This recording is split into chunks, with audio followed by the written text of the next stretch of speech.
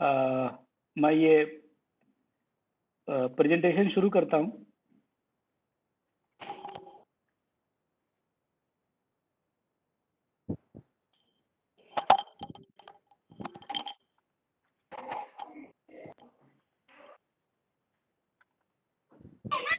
आप लोगों को प्रेजेंटेशन दिख रहा है भावेश जी?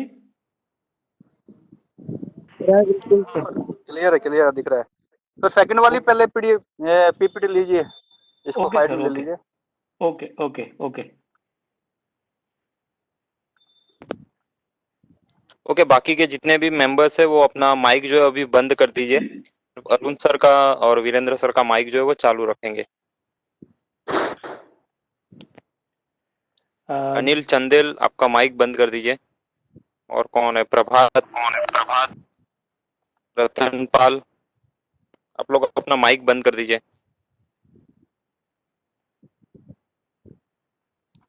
गुड इवनिंग एवरीबॉडी, मेरा नाम Arun Kumar, working as a fire अफसर, राजस्थान फायर सर्विस। आज का सेशन हमने लिया, बहुत सारे क्वेश्चन आ रहे थे कि सर बुक कौन सी रेफर करें या क्या रेफर करें स्टडी के लिए। उसके बेस पे ये लिया गया था कि मैंने भी बोला है, भवेश सर ने भी बोला है, वीरेंद्र सर ने भी बोला है कि स्टैंडर्ड आप रेफर कीजिए। उससे फायदा और नुकसान क्या है वो आज देखेंगे। हमारे यहाँ जो मैन स्टैंडर्ड है वो इसमें दिए हुए हैं, कौन कौन से चल रहे हैं और उसके बेस पे हम क्या कर सकते हैं, क्या क्या करना चाहिए, वो सारी चीजें इसमें दी हुई है। मैन आते हैं अपने जो स्टैंडर्ड है, एनबीसी है, आईएस है, टीएसी है, ओआईएसडी है। मेनली ये मैन चलते हैं। बिल्डिंग सर्विसेज जितनी भी हैं उसमें बेसिकली एनबीसी चलती है ऑल ओवर इंडिया। उसके साथ में इक्विपमेंट वाइज या पर्टिकुलर कोई इक्विपमेंट है या पर्टिकुलर कोई चीज है, उसके लिए इंडियन स्टैंडर्ड है, आईएस दिया हुआ है। दोनों BIS, bureau of Indian standard, उसकी ब्रांचेज है उसके द्वारा बनाए जाते हैं। बीआईएस के द्वारा ही एनबीसी बनाया जाता है। इसकी एक कोर कमेटी है, पूरी टीम है, वो उसको बनाती है, अमेंडमेंट करती है, रिवीजन करती है, रिवाइवल करती है, जो भी करती है वो करती रहती है। रेगुलर अपडेट होते रहते हैं एक पर्टिकुलर इंटरवल के बाद में। 83 में आया, फिर 99 में रिवीजन किया गया, फिर 2005 में किया गया, अभी 2016 में इसको रिवाइज किया गया है। इसके साथ में आते हैं फिर बाद में IAS, Indian standard code. Indian standard code भी सेम ऐसे ही है। पर्टिकुलर जो आपका इक्विपमेंट्स है या पर्टिकुलर कोई चीज ऐसी है उसके ऊपर उन्होंने एक स्टैंडर्डाइज करने के लिए दिया हुआ है कि ऑल ओवर इंडिया एक इक्विपमेंट या एक आइटम उसी शेप का रहे, उसी साइज का रहे, जो ऑल ओवर इंडिया सब जगह सेम चले। मान लिया हम कपलिंग को ही ले लें तो उसका डाया एक फिक्स कर दिया 63 mm, तो ये नहीं कि हम कहीं 65 लगाए, 67 लगाए, या कहीं 70 लगाए, कहीं 100 लगाए। वो सब खत्म करके एक स्टैंडर्डाइज कर दिया गया। 63 आउटलेट रहना चाहिए आपका फीमेल का। तो वो इसीलिए किया गया है कि आप कहीं का इक्विपमेंट कहीं भी यूज कर सकते हैं, उसी के बेस पे आपके इक्विपमेंट बने हुए हैं। तो एनबीसी और आईएस तुम्हारे दोनों जो है, बीआईएस है, ब्यूरो ऑफ इंडियन स्टैंडर्ड, उसके द्वारा बनाए गए हैं। तीसरा आता है टीएसी, टैरिफ एडवाइजरी कमेटी। ये एक इंश्योरेंस जो कराती है इंडस्ट्रीज, मेनली इंडस्ट्रीज के लिए है। इंश्योरेंस जो फर्म रहती है, जो अपना आईआरडीए है, उसके द्वारा टैरिफ एडवाइजरी कमेटी चलाई जाती थी।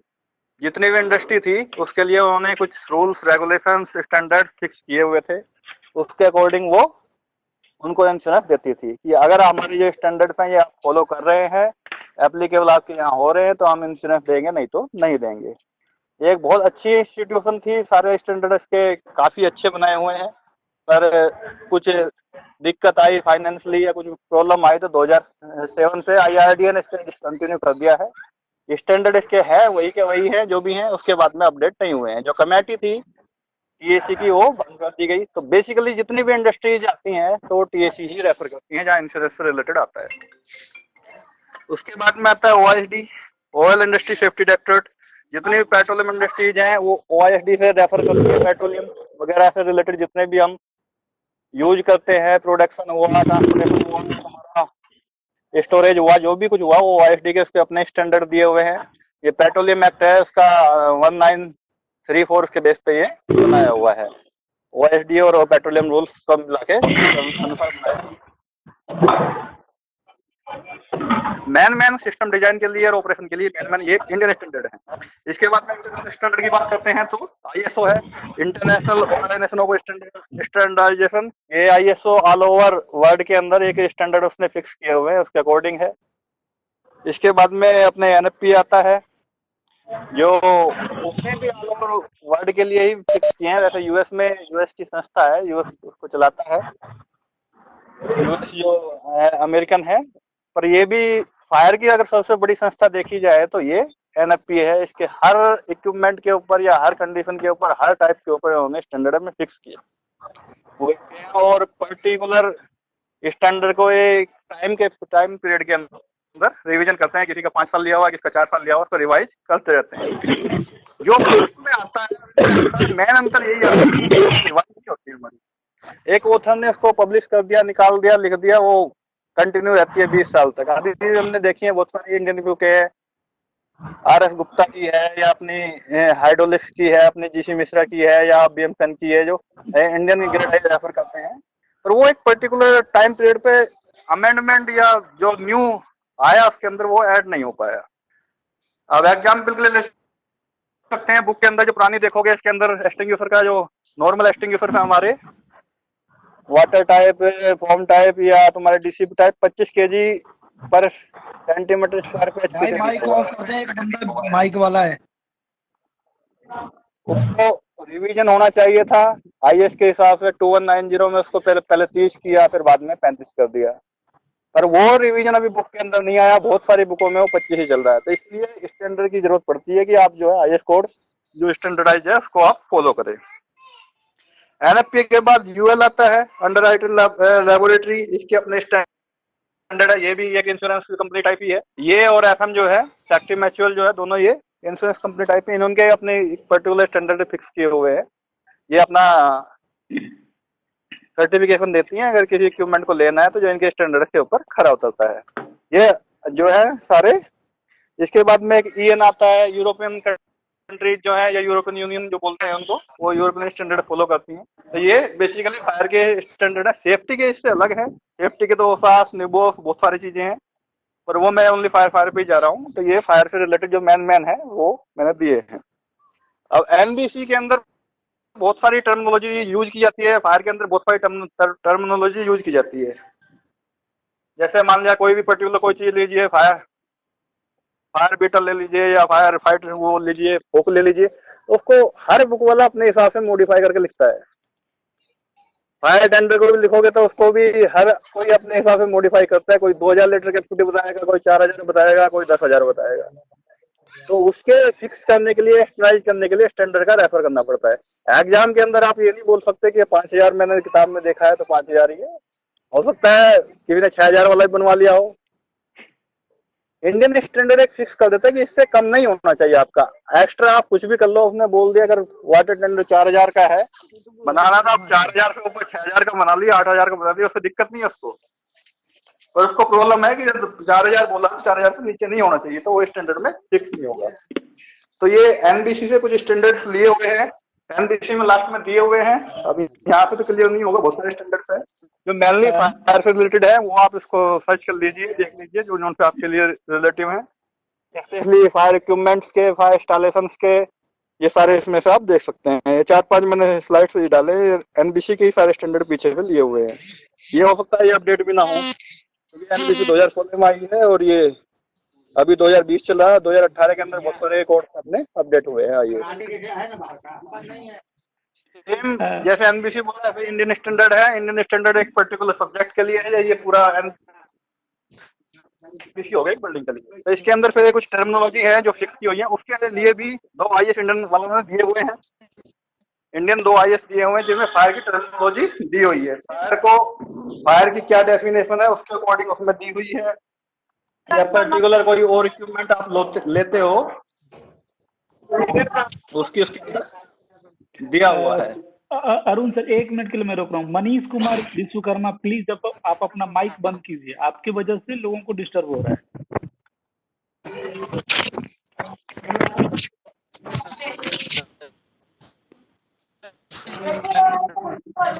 मनीष कुमार विश्वकर्मा। आप नहीं अगर बंद कर सकते हैं तो मैं यहाँ से आपको निकाल दूंगा। मेरे पास कोई ऑप्शन नहीं बचता है फिर। कर दो, जो माइक ऑन कर रहे हैं रिमूव कर दो इनको।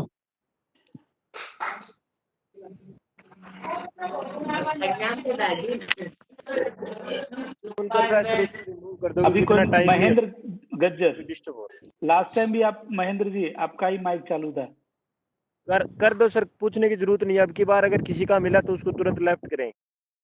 ओके विनोद जी, नोटेड जी। अरुण सर चालू रखे सर। ये दूसरी पीपीटी ले लीजिए, इसमें कोई टर्मिनोलॉजी दी हुई है जो दो स्टैंडर्ड अपने लिए हुए हैं, जिसके अंदर एक फायर फाइटिंग की टर्मिनोलॉजी दी हुई है, एक फायर की टर्मिनोलॉजी दी हुई है। तो उसके ऊपर आते हैं 8757 इंडियन स्टैंडर्ड है जो 1999 में बनाया गया था और री अफर्म किया है 2004 में। जिसको लिखना चाहे तो लिख सकता है 87571990 1999 1999 में। इसमें अग्नि सुरक्षा से संबंधित शाब्दिक परिभाषित शब्दावली दी हुई है, glossary of terms associated with fire safety. तो इसके अंदर बहुत सारी टर्मिनोलॉजी दी हुई है, हर चीज की जो मैन मेरे को लगी मैंने उसको लिया हुआ है। आप ये आईएएस डाउनलोड कर सकते हैं, भावेश जी ने जब बताया हुआ वहां से मिल जाए, नहीं तो डायरेक्ट नेट से सर्च करोगे तो वहां से मिल जाएगी। इसमें जो डेफिनेशन दी हुई है वो पर्टिकुलर जो करेक्ट डेफिनेशन है वो मानी जाएगी, इसको आप चैलेंज नहीं कर सकते। बुक वाली को चैलेंजेबल है, वो अब राइटर अपने हिसाब से लिखा हुआ है जहां जहां उसने लिखा हुआ है, तो इसके अनुसार है। दूसरी एक अपना है 7673 जो 2004 में हुई है। ये है फायर इक्विपमेंट के जितने भी अपने हैं उनके नाम हैं, उनकी क्या क्या डेफिनेशन है वो सारी इसके अंदर दी हुई है। तो ये दो मैन इनमें से कुछ टर्म्स मैंने जो मेरे को अच्छी लगी मैंने ले ली, जो जनरल थी या नॉर्मल थी वो मैंने नहीं ली है। एक के अंदर 100 टर्म्स उसके अंदर दी हुई है, 100 पर्टिकुलर वर्ड दिया हुआ, डिफ्यूजर ब्रांच क्या होती है, ब्रांच क्या होती है, ब्लोअर क्या होता है, एक्स क्या होती है, वो सारी चीजें उसमें पर्टिकुलर वो दिया हुआ है। तो हम एनबीसी से स्टार्ट करते हैं। आप सबने सुना होगा डाउन कमर का नाम। डाउन कमर है, वेट राइजर है और ड्राई राइजर है। तीन चीजें यूज की जाती है। मैन राइजर अपना होता है बिल्डिंग के अंदर। सबसे ज्यादा कंफ्यूजन इसमें हुआ है, मैंने कई वीडियो भी देखे, कई जगह कमेंट्स भी देखे कि डाउन कमर, वेट राइजर और ड्राई राइजर में डिफरेंस नहीं पता कर पा रहे हैं।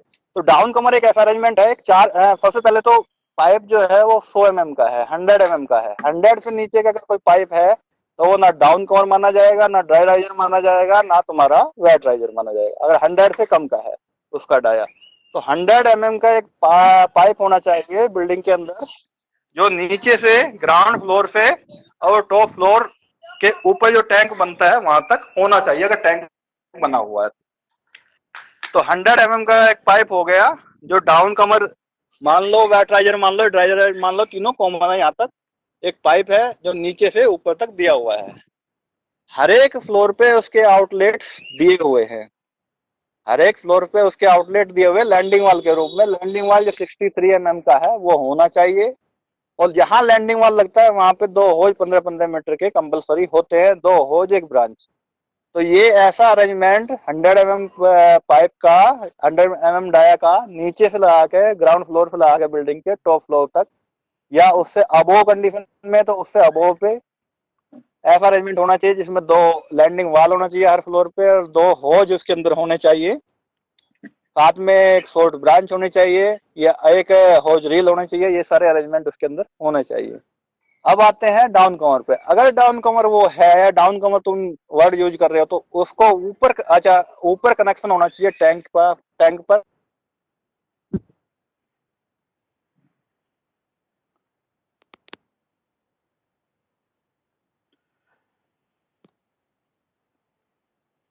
जैसा अरुण सर बता रहे थे कि डाउन कमर मतलब, डाउन कमर उसी को बोलेंगे जिसका टॉप रूफ से कनेक्शन होना चाहिए। रूफ में जो वाटर टैंक है उससे कनेक्शन है, तभी उसको डाउन कमर बोलेंगे।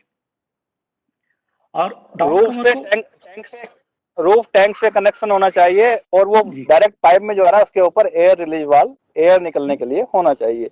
ये जी डाउन कमर की डेफिनेशन होगी। इसमें थोड़ा सा पार्ट रह गया कि जो ग्राउंड फ्लोर पे है उस पे आपको फायर ब्रिगेड इनलेट के लिए प्रोविजन होना चाहिए। फायर ब्रिगेड की गाड़ी उसके अंदर अपने ऑयल इंस्टॉल कर सके और उससे फायर फाइटिंग कर सके किसी फ्लोर के ऊपर। तो फायर ब्रिगेड के लिए उसके ऊपर कनेक्शन होना चाहिए।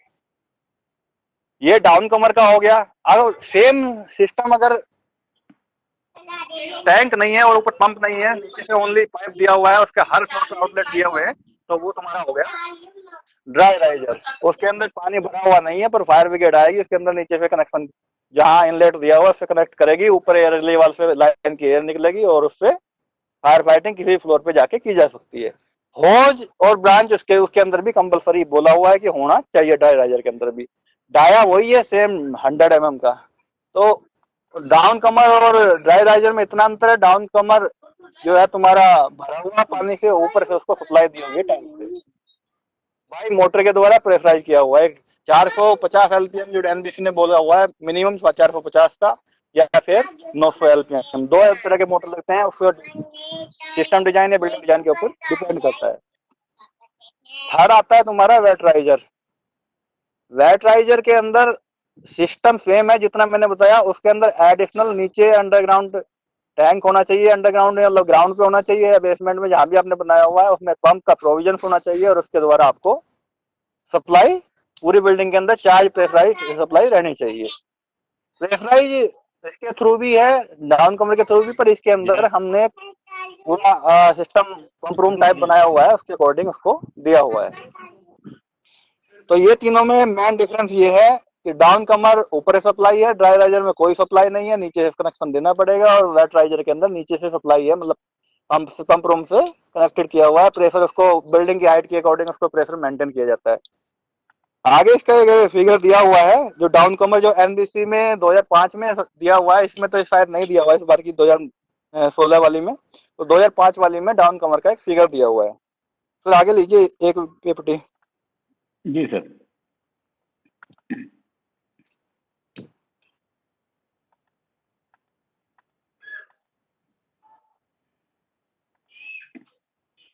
Yes sir. ये डाउन कमर का दिया हुआ है, ऊपर टैंक दिया हुआ है, इसके बाद में एक वाल्व दिया हुआ है, फिर उसके बाद में पंप दिया हुआ है। पंप से आगे जैसे ही आते हैं तो ऊपर आपको एक एआरवी जो है एयर रिलीज वाल्व दिया हुआ है, नीचे हर फ्लोर पे लैंडिंग वाल्व दिए हुए हैं, नीचे लास्ट में ड्रेन वाल्व और तुम्हारा फायर ब्रिगेड इनलेट के लिए सप्लाई दी हुई है। ये डाउन कमर सिस्टम बिल्डिंग के अंदर लगाया जाता है। किसी क्वेरी हो तो वो अपना क्वेश्चन इसके अंदर चैट के अंदर डाल दो, बाद में देखते हैं। चलिए फिर आगे।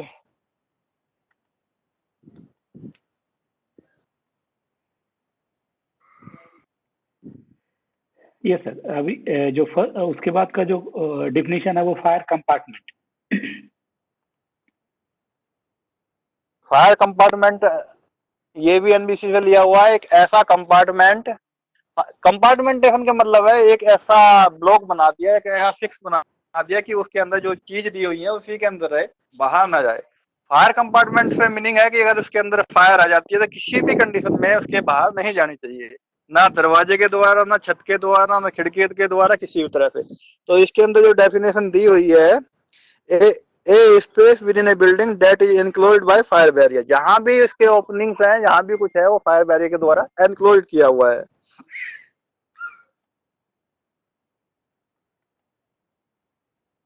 और फायर रेजिस्टेंस वॉल और ऑल साइड्स, मतलब गेट वेट जहां भी आपने जो भी ओपनिंग दी हुई है, चाहे 700 गेट्स हो, लाइन्स हो, डक्ट्स हो, सारी फायर रेजिस्टेंस वॉल के द्वारा फिक्स होने चाहिए। ये मेनली जो दिया हुआ एनबीसी के अंदर 750 स्क्वायर मीटर से ऊपर कोई भी एरिया दिया हुआ है तो फायर कंपार्टमेंट होना चाहिए। उसके नीचे वाले में ना हो भी हो चल जाएगा, बस 750 लास्ट है, उसके ऊपर फायर कंपार्टमेंट होना चाहिए 750 में।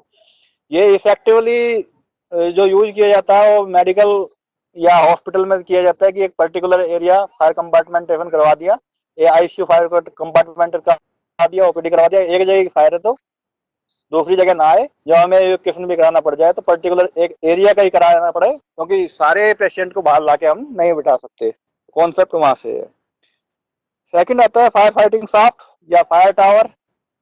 एक ऐसी शाफ्ट, एक ऐसा अरेंजमेंट जिसमें फायर के लिए सारे इक्विपमेंट्स लगे हुए हों, 2 घंटे की फायर रेटिंग के द्वारा उसको बिल्डिंग से कट ऑफ किया गया हो, चाहे उसके अंदर जो गेट्स है, वाल्स है, सारी चीजें वही है जैसे फायर कंपार्टमेंट में दिया हो, सारी चीजें प्रोटेक्शन होनी चाहिए। उसके अंदर तुम्हारी स्टेयर केस होनी चाहिए, फायर लिफ्ट होनी चाहिए, फायरमैन इजीली नीचे से ऊपर जा सके, ऊपर से नीचे आ जा सके।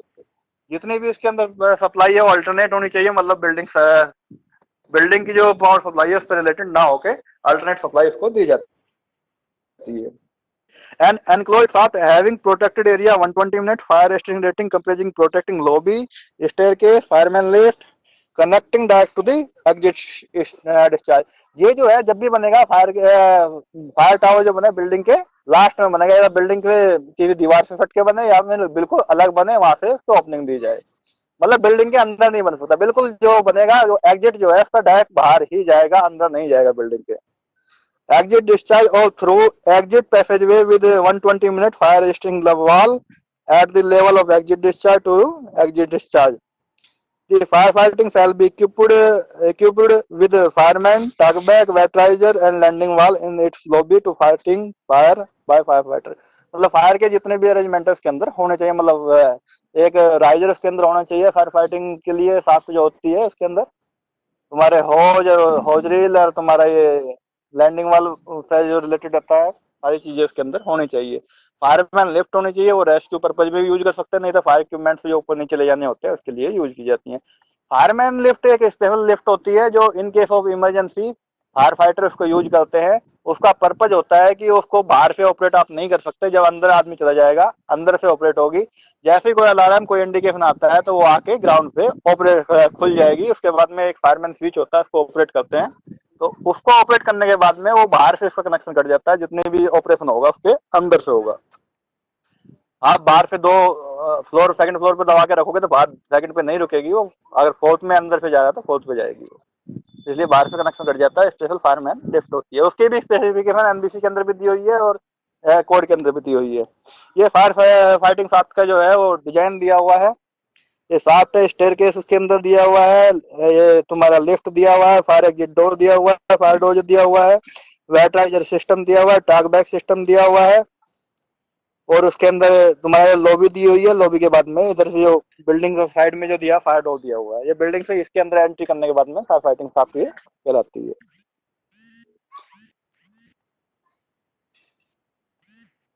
फायर लोड और फायर लोड डेंसिटी में हमेशा कंफ्यूजन रहता है, बहुत सारे लड़के और बहुत सारे स्टूडेंट इसको कंफ्यूजन में रहते हैं। फायर लोड केजी के अंदर है, एक पर्टिकुलर लोड है, जितने भी जलने वाली चीजें हैं, चाहे तुम्हारी वो फिक्स हो चाहे तुम्हारे वेरिएबल लोड हो, वो सारा मिला के जो भी आता है फायर लोड कहलाता है। ये बिल्डिंग फ्लोर के ऊपर ले रहे हो तो इसके अंदर जितने भी मूवेबल चीजें हैं, फर्नीचर है, कारपेट्स है, पर्दे है और दूसरी एक्सेसरीज है, वो फायर लोड में आ गई। साथ में उसके साथ में बिल्डिंग के ऊपर दीवारों के ऊपर पेंट किया हुआ है, दीवारों का खुद की अपनी कंबस्टिबिलिटी क्या है, क्या उसका लोड आ रहा है, मतलब जलने वाला क्या लोड आ रहा है, वो सारा आता है। इसकी वैल्यू जितनी भी लोड आ रहा है, हर पर्टिकुलर लोड की एक, हर पर्टिकुलर चीज की एक स्पेसिफिक कैलोरीफिक वैल्यू रहती है, उससे मल्टी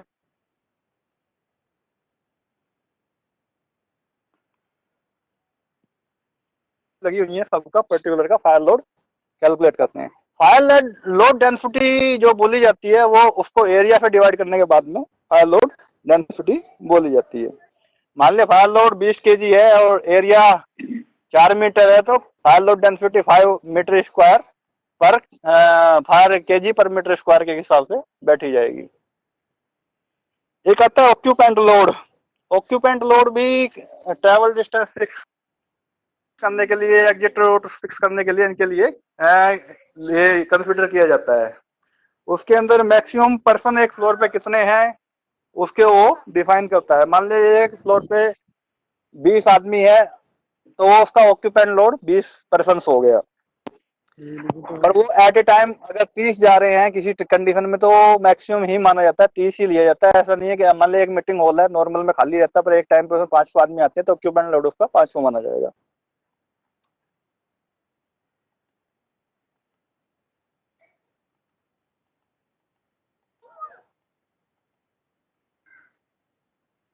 रिफ्यूज एरिया पर भी काफी कंफ्यूजन रहता है। रिफ्यूज एरिया एक ऐसा एरिया है एज पर एनबीसी के अंदर जो दिया हुआ है, एनबीसी के अंदर बोला हुआ है कि 24 मीटर के ऊपर की जितनी भी बिल्डिंगें हैं उनके अंदर रिफ्यूज एरिया होना चाहिए।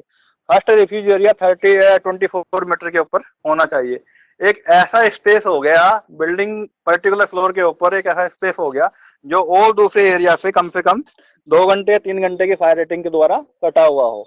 उसके अंदर तुम्हारे दूसरे अरेंजमेंट सारे किए हुए हों, वहां से निकलने के रास्ते हो, आप मान लिया हाइड्रोलिक प्लेटफॉर्म लगाएं या कुछ ऐसा चीज लगाएं तो वहां से हम उसको रेस्क्यू कर सके। अगर नहीं कर पा रहे हैं तो 2-3 घंटे तक उसमें वायर नहीं आनी चाहिए। An area within the building for a temporary use during egress is generally served as a staging area which is protecting from the effective fire and smoke। उसके अंदर फायर और स्मोक इसके अंदर नहीं आना चाहिए। इसके अंदर आपका टैग बैक, कम्युनिकेशन सिस्टम वगैरह सारी चीजें, ड्रिंकिंग वाटर वगैरह ये सारी चीजें होनी चाहिए। लाइटिंग उसके अंदर अल्टरनेट होनी चाहिए। बिल्डिंग की लाइटिंग कट जाए तो उसके बाद में इसके अंदर लाइटिंग होनी चाहिए, इमरजेंसी लाइटिंग जो आती है। इसके बाद में आता है ट्रेवल डिस्टेंस। ट्रेवल डिस्टेंस बोला जाता है कि एक जो लास्ट कहीं भी आदमी बिल्डिंग के अंदर खड़ा हो जाए लास्ट पॉइंट पे, वहां से जो एग्जिट रूट तक जाने के लिए जो दूरी ट्रैवल करनी पड़ती है उसकी ट्रैवल डिस्टेंस बोली जाती है। तो नॉर्मल वे में के अंदर जो डेड एंड होता है, डेड एंड से जो डिस्टेंस उसको एग्जिट रूट तक प्रोटेक्ट एग्जिट रूट तक जो डिस्टेंस कवर की जाती है, करनी पड़ती है, उसको ट्रैवल डिस्टेंस कहलाता है। The distance to be travelled from any point in the building to protect exit और external escape route to final exit major along the travel of distance. NBC के अंदर ज्यादातर बिल्डिंगों के अंदर ये 30 मीटर दिया हुआ है, पर जो हाई हजारी बिल्डिंग्स है उसके अंदर 22.5 दिया हुआ है। ये भी तुम्हारा टाइप ऑफ बिल्डिंग के ऊपर डिपेंड किया हुआ है कि वो ए कंस्ट्रक्शन में है, बी कंस्ट्रक्शन में है, सी में है और डी में है। या मतलब ए तो नहीं है, 1 2 3 4 है, टाइप 1 है, टाइप 2, टाइप 3, टाइप 4 कंस्ट्रक्शन कौन सा आपका है, उसके अकॉर्डिंग ट्रैवल डिस्टेंस फिक्स होती है।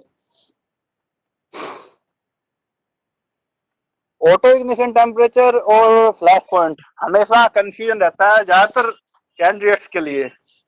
बहुत सारे ये डाउट क्लियर नहीं कर पाते हैं ऑटो इग्निशन टेम्परेचर क्या है और फ्लैश पॉइंट क्या है। Auto ignition temperature at which the material will ignite by itself in air and sustain combustion without initiation by external spark or flame under specific test condition। तो ये तो technical इसकी definition होगी। Normal language के अंदर एक ऐसा temperature जिसके ऊपर, वो मिनिमम टेम्परेचर जिसके ऊपर कोई भी चीज अपने आप जलना शुरू कर दे। अपने आप का मतलब उसके लिए हमें कोई फ्लेम, कोई स्पार्क, कोई चीज की जरूरत ना पड़े। वो कंडीशन के ऊपर डिपेंड करता है। मिनिमम दिया या लेबोरेटरी के हिसाब से इन्होंने दिया है कि लेबोरेटरी के अंदर एक फिक्स एनवायरनमेंट क्रिएट किया जाएगा। नॉर्मल एनवायरनमेंट के अंदर ऑक्सीजन लेवल कम ज्यादा हो सकता है, एयर डेंसिटी का मतलब एयर फ्लो कम ज्यादा हो सकता है, तो वो उसको इफेक्ट करता है। इसलिए लेबोरेटरी के में एक ऐसा एक इक्विपमेंट ये या एक तुम्हारा मटेरियल टेस्ट किया जा रहा है, उसका पर्टिकुलर वो टेम्परेचर इसके ऊपर बिना फ्लेम के, बिना कुछ किए वो अपने आप जलना शुरू कर दे, उसका AIT ऑटो इग्निशन टेम्परेचर कहलाता है। फ्लैश पॉइंट में और इसमें इतना अंतर है, फ्लैश पॉइंट लिक्विड के लिए होता है, ऑटो इग्निशन टेम्परेचर गैस के लिए कंसीडर किया जाता है करने को। तो पर गैस के लिए ना होके वो ऑल के लिए इसलिए बोला जाता है कि हर चीज जलने वाली चीज गैस फॉर्म में आती ही आती है, चाहे वो डायरेक्ट सॉलिड से गैस में आए या लिक्विड से गैस में आए। तो इसलिए बोला तो AIT गैस के लिए जाता है, पर ये सभी के लिए होता है। सभी के लिए मतलब हर एक चीज गैस में होती है। पर flash point only for gas है, ओनली फॉर लिक्विड्स के लिए है। फ्लैश पॉइंट वो है जहां पे इतनी वेपर जनरेट कर दे वो कि अगर स्पार्क उसको मिले, अगर स्पार्क मिले, मतलब कहने का मतलब है बिना स्पार्क के फ्लैश पॉइंट पे फायर नहीं होगी। ऑटो इग्निशन को टेम्परेचर पे आपको स्पार्क की या किसी चीज आउटर फ्लेम की जरूरत नहीं है, वो अपने आप जल जाएगा। पर फ्लैश पॉइंट पे आपको स्पार्क की जरूरत पड़ेगी। अगर कोई स्पार्क होते तो उसके ऊपर एक फ्लैश देख के बंद हो जाए। अगर फायर पॉइंट कंसिडर करते हैं तो उसमें बंद ना हो के वो कंटिन्यू रहे। तो ये जो है इसका आपका AIT और फ्लैश पॉइंट में डिफरेंस हो गया। एक टर्म आती है बैकड्राफ्ट। बैकड्राफ्ट एक ऐसा एक्सप्लोजन, बैकड्राफ्ट भी एक एक्सप्लोजन है, एक्सप्लोजन के ऊपर अलग से चैप्टर लेंगे। अभी जो नॉर्मल में ले लिया है, बैकड्राफ्ट के अंदर दिया हुआ है कि एयर की कमी के कारण जो फ्लेवर गैसें एक जगह इकट्ठी हो जाती हैं, उनको अगर इन केस ऑफ इमरजेंसी में कहीं से भी एयर मिलती है तो तुरंत वो एक एक्सप्लोजन क्रिएट करती है। एक्सप्लोजन क्रिएट करने के बाद में जो प्रेशर वेव्स क्रिएट होती है वो बैकड्राफ्ट कहलाती है।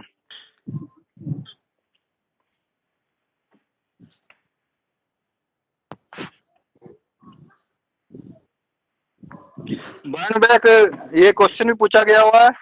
Flames going back over the previous area, जो एक्सटिंग्विश एरिया हो गया था, पहले एक्सटिंग्विश हो गया था, उसके वापस उसके अंदर अगर फायर दोबारा आ जाए तो बर्न बैक एरिया कहलाती है। वो चाहे तुम्हारे ऑक्सीजन की कमी के कारण हुआ हो या तुम्हारा फायर एक्सटिंग्विशन मीडिया फॉर्म वगैरह हो खत्म हो गया उसके बाद में हुआ हो। कंबस्शन, उसके अंदर जो डेफिनेशन दी है, exothermic reaction of a combustible metal with oxidizer usually accomplished by flame and glowing, flaming और ग्लोविंग और इमिशन ऑफ, इसमें नॉर्मल है कंबस्शन में एक ऐसा रिएक्शन है उसके अंदर ऑक्सीजन और फ्यूल की, जिसके अंदर तुम्हारे या ग्लोविंग या फ्लेम्स के अंदर निकले या एमिशन हो, स्मोक उसके अंदर जनरेट हो, कंबस्शन कहलाता है। अरुण सर, एक क्वेश्चन है शायद मोहित का, जी मैं पढ़ रहा हूँ उसका चैट में जो क्वेश्चन है।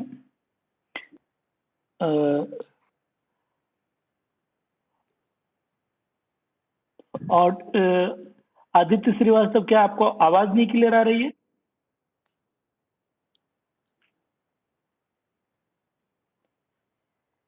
की आवाज आ रही है, निर्वाण सर की नहीं आ रही है। नहीं, मुझे तो आ रही है दोनों, मतलब अरुण सर का आवाज मुझे क्लियरली आ रही है। कंटिन्यू करें सर, अगर उनको ये अगर ऑडियो में कुछ दिक्कत रहेगा तो फिर से वो मैसेज करेंगे। ठीक है सर, मैं थोड़ा नेटवर्क देखता हूँ।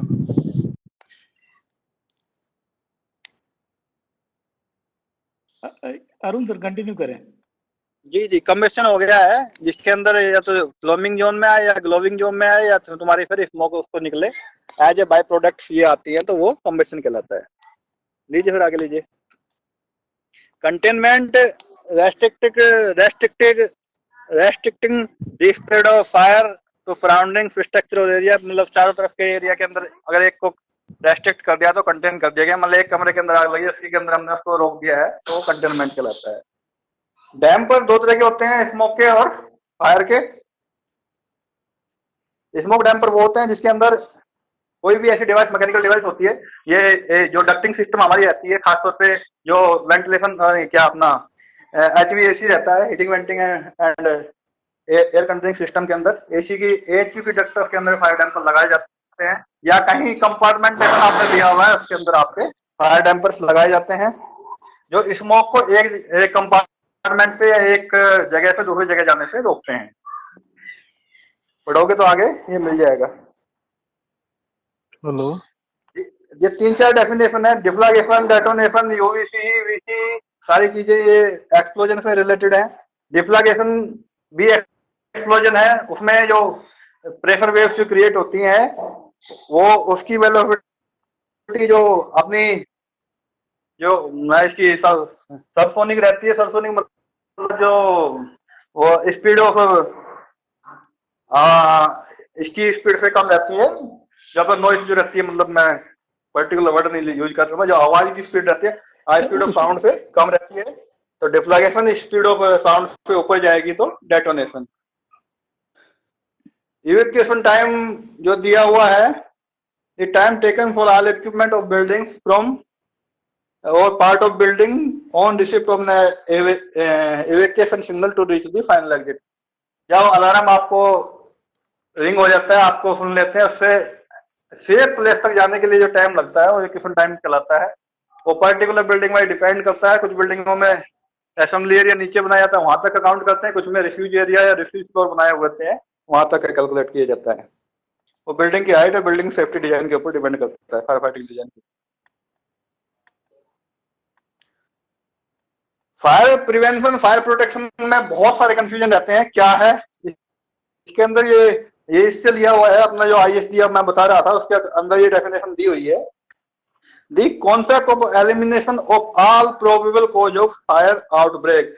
जिससे भी आग लग सकती है, ऐसे सारे रीजन्स को अगर हम एलिमिनेट कर सकते हैं या रोक सकते हैं या कुछ भी कर सकते हैं, तो वो फायर प्रिवेंशन कहलाएगा। मैन जो सीधी भाषा में कही जाए तो आग ना लगने देने का जितने भी उपाय किए जाते हैं वो फायर प्रिवेंशन किए जाते हैं। अगर लग गई है तो उसको फिर हम कैसे कंटेन कर सकते हैं, कैसे एक्सटिंग्विश कर सकते हैं, वो फायर प्रोटेक्शन में आता है। प्रिवेंशन आग लगने से पहले का है, तो और प्रोटेक्शन आग लगने के बाद में। उसको जान माल को कम करने के लिए, जो अपनी प्रॉपर्टी लॉस उसको कम करने के लिए, फायर को जल्दी एक्सटिंग्विश करने के लिए, कंटेनमेंट करने के लिए फायर प्रोटेक्शन की जरूरत होती है। एक आती है फ्लैश ओवर। फ्लैश ओवर जो टर्म है वो यूज की जाती है फायर में। फायर की 4 स्टेज होती हैं। इनसिफिशिएंट, ये स्टार्टिंग वाली रहती है, फिर ग्रोथ रहती है, ग्रोथ के बाद आती है फ्लैश ओवर, फिर पोस्ट फ्लैश ओवर आता है। जो फायर स्टार्टिंग फेज में स्टार्ट हो जाती है तो इनसिफिशिएंट स्टेज में रहती है, तो जैसे जैसे हीट निकलती रहती है बढ़ती रहती है तो ग्रोथ रेट में पहुंच जाती है। एक टाइम पे एक पर्टिकुलर ऐसा आता है, इतना टेम्परेचर उस कंपार्टमेंट का और रूम का हो जाता है कि ये विद इन 1 सेकेंड जितने भी जलने वाली चीजें हैं तुरंत आग पकड़ जाती है। और रीजन रहता है कि हर रूम का टेम्परेचर उसके और एआईटी के बराबर पहुंच गया। जितने भी जलने वाली चीजें हैं, भले ही 4 चीजें जब जल रही थी, अभी उसमें 10 चीजें रखी हुई, 10 की 10 तुरंत आग पकड़ लेगी, तो वो कंडीशन फ्लैश ओवर कहलाती है। स्टैटिक इलेक्ट्रिसिटी जो जनरेट की जाती है, इलेक्ट्रिसिटी से रिलेटेड है, जो non electricity generated as result of friction between two non conducting substance, जिनके अंदर इलेक्ट्रिकल पास नहीं हो पाता, उनकी रगड़ से जो इलेक्ट्रिसिटी जनरेट होती है स्टैटिक इलेक्ट्रिसिटी कहलाती है। Spontaneous combustion, a biological or chemical reaction which produce its own heat resulting in combustion। मतलब एक स्पॉन्टेनियस कंबस्शन का नाम आता है कि स्वतः ही कंबस्शन, उसमें बाहर से हमने कोई नहीं दिया, पर उसके अंदर एक ऐसा कोई एनवायरनमेंट क्रिएट हो गया है कि उसके अंदर हीट बढ़ती जा रही है, हीट बढ़ते बढ़ते उसके एआईटी तक पहुंच गई है, ऑटो इग्निशन टेम्परेचर तक पहुंच जाती है और वो सेल्फ फायर में आ जाता है। उसमें सेल्फ आग लग जाती है, खुद आग लग जाती है, वो स्पॉन्टेनियस कंबस्शन कहलाता है। पीटीओ टर्म जो ली हुई है ये वाटर टेंडर से ली हुई है। वाटर टेंडर के अंदर पीटीओ होता है पावर टेक ऑफ, एक ऐसी मैकेनिकल डिवाइस है जो पावर की, जो इंजन की पावर को पंप को देती है, जो व्हील को देनी चाहिए थी चलाने में नॉर्मली दी जाती है, उसको ट्रांसमिट करके आपको पंप को दे देती है और पंप उसमें फायर फाइटिंग में पानी को प्रेशराइज करके आगे भेजता है। This is device use for diverting power from a fire tender to road engine to diving built up and firefighting pumps and appliances. Similar devices are used to drive the hydraulic platform, power tools, TTL, hydraulic platform via gearbox or wire drive shaft or gearbox or from transfer box। 3 जगह से ये लग सकता है।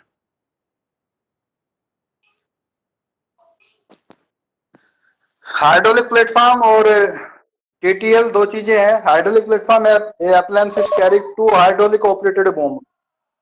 Hydraulic platform एक बूम्स के ऊपर है, जो बूम्स हाइड्रोलिकल ऑपरेटेड है, उसके ऊपर एक केज बना हुआ है, उसके अंदर आपकी लाइन बिछी हुई है पानी की और साथ में बूम के बाद में जाती है और रेस्क्यू और फायर फाइटिंग दोनों के लिए यूज किया जाता है। डिफेंस अलग अलग हाइट के लिए 25 से लाख 50 के आप तो 70 मीटर तक के आ रहे हैं, पर उसके अंदर IS के अंदर 50 मीटर दिया हुआ है।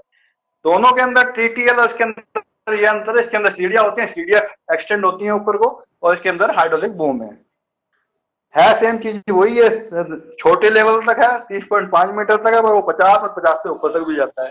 हाइड्रोलिक प्लेटफॉर्म है, TTL है, ब्रंटो है, स्टाइल लिफ्ट है, स्नॉर्कल है, बहुत सारी चीजें आगे जैसे जैसे हाइट बढ़ती जा रही है उसके हिसाब से है आगे।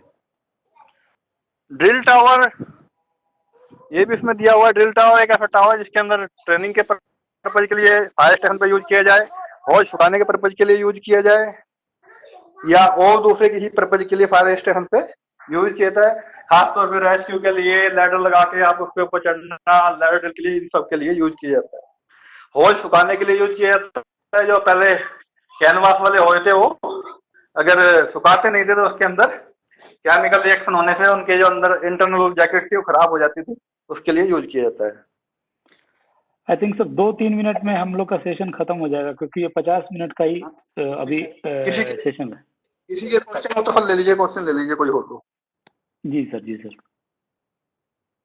मैं ले लेता हूँ। ये लाला का क्वेश्चन है कि किसी सब्सटेंस का ऑटो इग्निशन और फ्लैश पॉइंट में क्या ज्यादा क्या होगा? किसी सब्सटेंस पर तो उसका ऑटो इग्निशन टेम्परेचर हमेशा ज्यादा रहेगा, फ्लैश पॉइंट हमेशा कम रहेगा। बिल्कुल फ्लैश पॉइंट पे तो आपको स्पार्क देना पड़ेगा और ऑटो इग्निशन टेम्परेचर पे स्पार्क देने की जरूरत नहीं है। तो हमेशा AIT हमेशा ज्यादा रहेगा, फ्लैश पॉइंट का हमेशा कम रहेगा। और जो लोग जो रिक्वेस्ट कर रहे हैं पीपीटी शेयर करने के लिए, उनके लिए एक इंफॉर्मेशन है कि जो हमारा चैनल है the hero of the nation the fire fighter, उस चैनल पे ये पूरा वीडियो आएगा।